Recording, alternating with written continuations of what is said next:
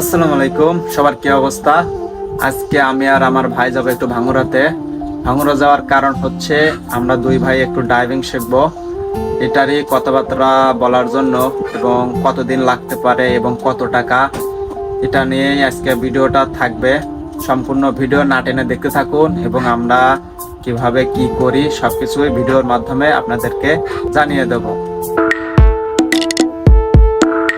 বাড়ি থেকে বের হওয়ার ঠিক কিছুক্ষণের মধ্যেই পুরো আকাশ হঠাৎ করে কালো হয়ে গেল। কিছু বুঝে ওঠার আগেই শুরু হয়ে গেল ঝুম বৃষ্টি। এত জোরে বৃষ্টি নামলো যে আমাদের আর সামনে এগোনোর মতন কোনো উপায় রইল না।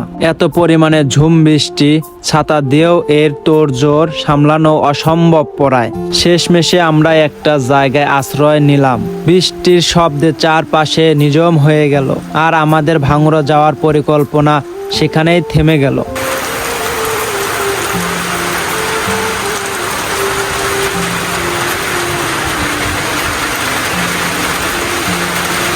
কি বৃষ্টি! আয় আয় আয় আয়, যা যা যা, ঘর যা।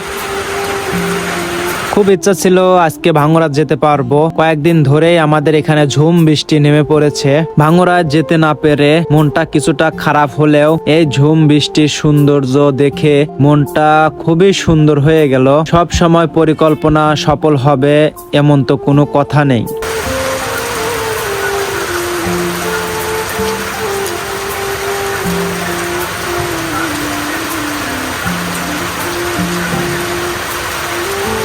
মাঝে মধ্যে এরকম আকর্ষণিক বৃষ্টি আর আটকে পড়া গল্পগুলো চিঠির পাতায় জমা হয়ে থাকবে। আজকের মতো আমাদের যাত্রা এখানেই শেষ। সবাই ভালো থাকবেন, সুস্থ থাকবেন। আল্লাহ হাফেজ।